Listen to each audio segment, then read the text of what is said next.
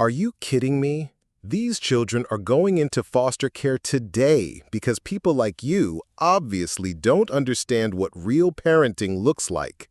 Stop crying and accept that your kids need real families who can actually take care of them. The savage parental destruction came from case manager James Morrison as he blocked the black woman from protecting her children. He prepared emergency custody papers with Social Services Authority, completely unaware he was attacking Marcus Care, the Secretary of Health and Human Services, whose $1.9 trillion Social Services Authority controlled every child welfare agency, every social worker's license, and could shut down his entire department with a single federal directive. Let me take you back to 10:30 a.m. on a Friday morning at the Metropolitan Child Protective Services office, where assumptions about family fitness would destroy careers and transform child welfare systems forever. Marcus Care had dedicated her life to protecting vulnerable families and ensuring every child had a safe, loving home. At 45, she was the Secretary of Health and Human Services, overseeing a $1.9 trillion federal authority that included child welfare systems, family support services, and social worker oversight across all 50 states. Her department employed 67,000 social workers and handled over 3.5 million family cases annually. But more than the statistics and federal authority, Marcus prided herself on understanding that child protection meant strengthening families, not destroying them. She had risen from a frontline social worker to cabinet secretary by consistently demonstrating that true child welfare meant supporting parents and keeping families together whenever safely possible. Today's visit to the Metropolitan Child Protective Services office wasn't planned as an inspection. Marcus had been driving her children to school when she received an emergency call from a family advocacy organization about concerning practices at this particular office. Multiple families had reported discriminatory treatment, threats of unnecessary child removal, and social workers who seemed more interested in exercising power than protecting children. She dropped her kids at school and driven directly to the CPS office wearing the casual clothes she'd put on for the school run: jeans, a sweater, and sneakers.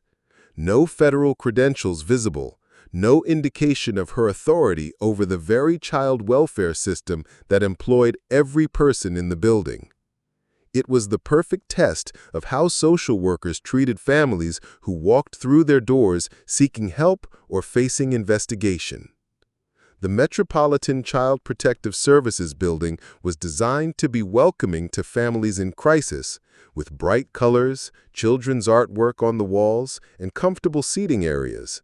But Marcus immediately noticed the disconnect between the family-friendly environment and the institutional atmosphere that permeated the space. Families sat in the waiting area with expressions of fear and anxiety. Parents clutched their children closer when social workers passed by. The staff moved with the kind of bureaucratic authority that Marcus recognized as both necessary for child protection and potentially destructive when misused. Marcus approached the reception desk, where she was greeted by a harried-looking clerk who barely looked up from her computer. "I'm here about my family's case," Marcus said, using the generic language that any parent might use when dealing with child protective services. "Case number?" the clerk asked without looking up. "I don't have it with me. I was told to come in to discuss my children's situation." The clerk finally looked up, taking in Marcus's casual appearance and making immediate assumptions. "Are you here for an emergency removal or a scheduled assessment?" The question revealed how the system approached families, with the presumption that children might need to be removed rather than families might need support. "I need to speak with a case manager about my family's needs," Marcus replied, choosing her words carefully to see how the system would respond to a mother seeking help. Case manager James Morrison had been with Child Protective Services for 8 years, and he'd developed what he considered a realistic view of the families who came through his office. In his experience, certain types of families were more likely to have problems, and when someone didn't fit his profile of a good parent, it was his job to protect the children. When he saw Marcus in the waiting area, a black woman in casual clothes who appeared to be there without legal representation, several factors immediately triggered his skepticism about her parenting capabilities. Miss Morrison began, not bothering to check if she had provided a name. Johnson, Marcus replied, using a common surname to maintain her anonymity during this assessment. Morrison gestured toward his office with the kind of professional authority that parents had learned to fear. Let's discuss your children's situation. Marcus followed him into an office decorated with child safety posters and family photos that seemed to project warmth but felt institutional and cold. "So, Miss Johnson," Morrison said, settling behind his desk with a thick file folder, "we need to discuss the concerns that have been raised about your children's welfare." Marcus felt the familiar chill of being judged before being heard. "What concerns, exactly?" Morrison opened the file with the dramatic flourish of someone revealing evidence. "Reports suggest that your children may not be receiving adequate supervision and care. We need to assess whether your home environment meets state standards for child safety." The language was deliberately vague and threatening, exactly the kind of intimidation tactics that Marcus had seen described in civil rights complaints against child welfare agencies. What followed was not a supportive assessment designed to help a family, but an interrogation designed to find reasons to remove children. Morrison's questions revealed deep biases about race, class, and family structure. "Are you employed?" Morrison asked, his tone suggesting that unemployment would be grounds for child removal. "I work," Marcus replied simply. "Where? And what are your childcare arrangements while you're at work?" The questions continued. "Who lives in the home? What is your monthly income? Have you ever been arrested? Do you use drugs or alcohol? Have your children ever been injured while in your care?"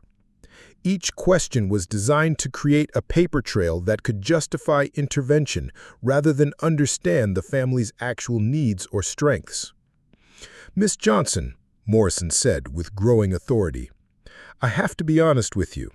Based on what I'm seeing in this file and your responses today, I have serious concerns about your children's safety and well-being." Marcus felt the weight of a system that approached families with suspicion rather than support. "What specific concerns?" "Your evasive answers, your apparent lack of understanding about child safety requirements, and, frankly, your attitude during this interview all suggest that you may not be providing the stable environment children need." The accusations were based entirely on Morrison's biases and assumptions, not on any actual harm to children. Morrison's assessment quickly escalated from questioning to threatening, revealing the kind of power abuse that Marcus had heard about in countless complaints. "Miss Johnson, I'm going to be direct with you, because someone needs to explain the reality of your situation," Morrison said with the satisfaction of someone delivering bad news. "Your children are at risk, and it's my job to protect them." "At risk from what?" Marcus asked. "From a mother who doesn't seem to understand the responsibilities of parenting. From a home environment that may not meet basic safety standards. From a family situation that appears unstable and potentially harmful to child development." The charges were vague enough to be unfalsifiable and serious enough to justify any intervention Morrison chose to make. "Are you kidding me?" Morrison exploded when Marcus questioned his assessment. "These children are going into foster care today because people like you obviously don't understand what real parenting looks like." Stop crying and accept that your kids need real families who can actually take care of them. The verbal assault filled the office like a weapon. Morrison's mask of professional concern had fallen away entirely, revealing the prejudice and power abuse that drove his approach to child welfare. What made Morrison's behavior even shocking was how it represented systematic abuse within the child welfare system. This wasn't an isolated incident of poor judgment. It was the result of institutional biases and discriminatory practices that targeted vulnerable families. Morrison reached for his phone. "I'm calling emergency services to remove these children immediately. We can't wait for a court hearing when children are in imminent danger." "Imminent danger from what?" Marcus asked, maintaining her calm despite the attack on her family. "From you," Morrison replied bluntly. "From a parent who doesn't understand that children need stability, safety, and proper care. From someone who thinks she can argue with trained child protection professionals about what's best for her own kids." The circular logic was devastating. Questioning the system's judgment was evidence that you were unfit to parent, which justified the system's intervention, which proved you were unfit to parent. Morrison began filling out emergency removal paperwork. "Miss Johnson, your children will be placed in temporary foster care while we conduct a full assessment of your home environment and parenting capabilities. This process typically takes 3 to 6 months, during which time you'll have limited supervised visitation." The threat was designed to break families apart based on bias rather than evidence. As Morrison prepared to call for emergency child removal, Marcus reached for her phone. "You can call whoever you want," Morrison said dismissively. "Your friends, your family, your lawyer. Nobody's going to stop this removal once I've determined that children are at risk." Marcus dialed a number she knew by heart. "This is Secretary Care. I need you to conference in the Deputy Secretary, the General Counsel, and the Office of Inspector General immediately. We have a code red civil rights violation at the Metropolitan Child Protective Services office." The effect on Morrison was immediate and devastating. His confident pen stopped moving across the removal paperwork as he heard the words Secretary Care and Office of Inspector General. Sarah Martinez, Marcus's chief of staff, responded immediately. "Secretary Care, are you safe? I'm contacting the Deputy Secretary and Federal Oversight right now." Marcus held the phone so her voice would carry clearly through Morrison's office. "I'm witnessing systematic civil rights violations and family destruction by Case Manager James Morrison at Metropolitan Child Protective Services.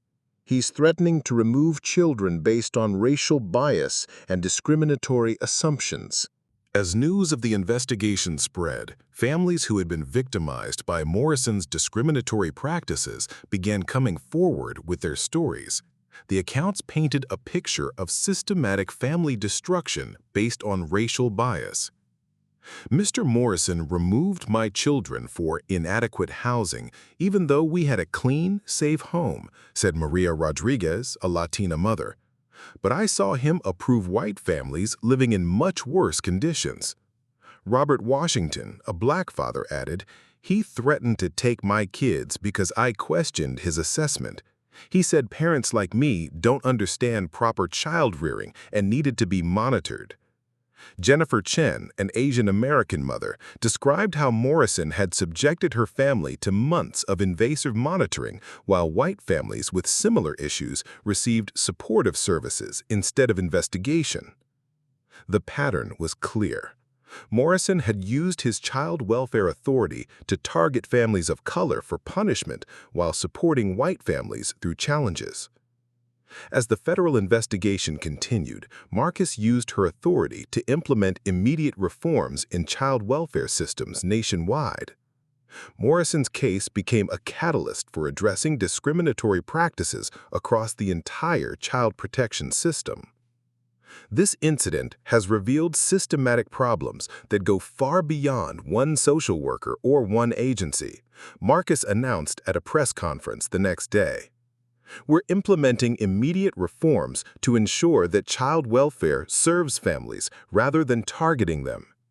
She announced comprehensive changes, mandatory bias training for all social workers, federal monitoring of child removal patterns, family advocacy programs, and civil rights oversight of all child welfare agencies receiving federal funding. Child welfare exists to protect children by supporting families. When social workers abuse their authority to target families based on race or class, they harm the very children they're supposed to protect.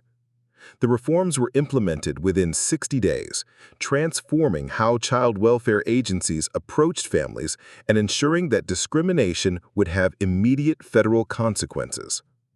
Morrison faced both federal civil rights charges and professional license revocation. The investigation had uncovered systematic violations spanning his entire 8-year career in child welfare. The court finds that Mr. Morrison engaged in a pattern and practice of civil rights violations under color of authority, wrote federal judge William Thompson in his ruling. His actions represent a fundamental violation of constitutional principles and family rights. Morrison was sentenced to 18 months in federal prison and permanent disqualification from social work. But more importantly, his case established precedent for prosecuting discriminatory child welfare practices. Families he had separated received over $4.2 million in civil rights settlements, and 127 children were reunited with their families after federal review found their removals had been based on bias rather than safety concerns. Morrison sat frozen as the reality of his situation became clear. The woman he had threatened to separate from her children was the Secretary of Health and Human Services, the person who controlled every child welfare agency in America. "Ma'am," Morrison stammered, "if there has been some kind of misunderstanding about your identity." "There's been no misunderstanding about my identity," Marcus interrupted, with the authority of someone who employed 67,000 social workers. "There has been a clear demonstration of civil rights violations, family discrimination, and abuse of child welfare authority." Marcus's phone buzzed with an incoming call. She answered on speaker. "Secretary Care, this is Deputy Secretary Patricia Rodriguez. Federal investigators are en route to your location. Are you being threatened?" "I'm being illegally threatened with family separation by case manager Morrison, who has demonstrated systematic bias against families and abuse of child protection authority." "Mr. Morrison," Deputy Secretary Rodriguez's voice came through the phone with federal authority.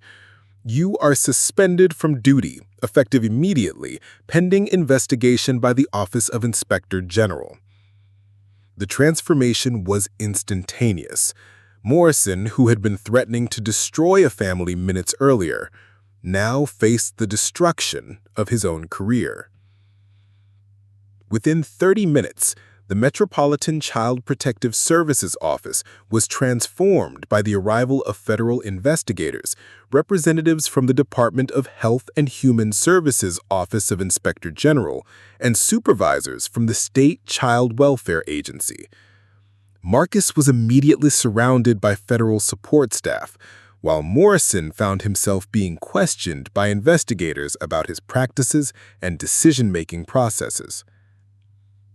"Secretary Care, we want to assure you that this incident will be thoroughly investigated as a potential violation of civil rights and federal child welfare standards." Child Welfare Administrator Lisa Williams approached with obvious concern. "Madam Secretary, we sincerely apologize for this incident and want to investigate the systematic issues that made it possible." State Child Welfare Director Robert Jackson arrived looking deeply concerned about the federal implications of his agency's practices. Secretary Care, I want to personally apologize and assure you that Mr. Morrison's actions do not represent our agency's values. But Marcus wasn't interested in apologies. She was focused on the systematic problems that Morrison's behavior represented. Director Jackson, this wasn't an isolated incident. This was systematic family discrimination, civil rights violations, and abuse of child welfare authority. Mr. Morrison felt comfortable threatening families because he assumed they were powerless to fight back. As federal investigators documented Morrison's practices and interviewed families he had worked with, the full scope of his discriminatory behavior became clear. He had systematically targeted minority families for investigation and removal while treating white families with patience and support. Secretary Care, we're finding a disturbing pattern of discriminatory enforcement in Mr. Morrison's caseload. Within hours, federal investigators had accessed Morrison's case files and discovered systematic bias. Over 8 years, he had removed children from 89% of Black families he investigated, but only 23% of white families, despite similar circumstances and evidence. This appears to be systematic civil rights violations. Mr. Morrison has been using child welfare authority to target minority families for family separation. Marcus wasn't surprised. Morrison's confident behavior suggested someone who had been engaging in discriminatory practices for years without consequences. I want every family he separated, contacted, and offered support for reunification and civil rights lawsuits. And I want a federal investigation into whether his supervisors were aware of this pattern and failed to act. Marcus's experience became a turning point in child welfare practice nationwide. Federal agencies began aggressively monitoring social worker practices and prosecuting discriminatory family separation. The Morrison case has fundamentally changed how we approach child welfare, said child welfare rights attorney David Kim 6 months later. When cabinet secretaries experience family discrimination firsthand, it becomes impossible to ignore the systematic nature of the problem. Marcus established the Federal Family Protection Initiative, requiring bias training, family advocacy services, and federal oversight of all child welfare agencies. Social workers learned that discriminatory practices would have immediate federal consequences. She also created the Family Rights Legal Defense Fund, providing free legal representation for families facing discriminatory child welfare investigations. Every family deserves the same protection I was able to provide for myself, Marcus explained. No parent should have to be a cabinet secretary to keep their children safe from biased social workers. For Marcus, the incident reinforced her understanding that no position or authority could protect families from systematic discrimination. Despite her power as HHS Secretary, she had experienced the same dehumanizing treatment faced by thousands of families. I realized that all my federal authority meant nothing when I was sitting in that office being told I was an unfit parent, she reflected in interviews. If social workers can treat the HHS Secretary this way, imagine how they treat families without any recourse. The experience motivated Marcus to expand her focus from policy development to direct family protection. She began visiting child welfare offices unannounced, speaking with families about their experiences, and personally reviewing cases involving family separation. She also became a national advocate for family rights, noting that child welfare reform required understanding the family perspective, not just the agency perspective. Child protection is most effective when it supports families rather than punishing them, she told social work students. Our job is to strengthen families, not find reasons to separate them. 2 years after her encounter with Morrison, Marcus had transformed child welfare practice across America. The Federal Family Protection Initiative had expanded to include all 50 states, with mandatory bias training, family advocacy services, and federal monitoring of child removal patterns. Discriminatory child welfare practices had decreased by 68% nationwide, and family satisfaction with child protective services had reached historic highs. More importantly, children were safer because families were stronger and more supported. Morrison's victims had received justice through civil rights settlements and family reunification support. The 127 children he had unnecessarily removed from their families were now thriving in their homes with appropriate support services. Child welfare agencies across America became models for family-centered practice, with bias monitoring, community oversight, and federal accountability measures that other countries studied and adopted. Marcus kept a photo from her encounter with Morrison, not of the threat or the discrimination, but of a family reunification ceremony where children who had been unnecessarily separated were returned to their parents.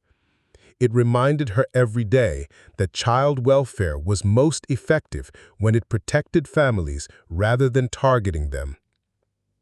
The child welfare system learned that supporting families was more effective than threatening them. Agencies that embraced family-centered practice saw better outcomes for children and stronger community relationships. And for millions of families, interaction with child protective services was no longer presumed to be threatening or discriminatory. They could seek help and support without fear that their children would be removed based on bias rather than safety. Today, the Department of Health and Human Services displays a plaque in its Family Services Division, reading, "Strong families protect children. Strong systems protect families. Strong oversight protects everyone." Marcus still visits child welfare offices regularly, often in casual clothes, monitoring how social workers interact with all families seeking services. But now, instead of facing threats, she sees workers trained in family support and bias prevention. Morrison's case became required study in every social work program in America, teaching future child welfare workers about the consequences of discriminatory practice and the importance of family-centered child protection. And across the child welfare system, the phrase Morrison case has become synonymous with the moment child protection chose family support over family destruction. Because sometimes the most important child you can protect is every child by protecting their families.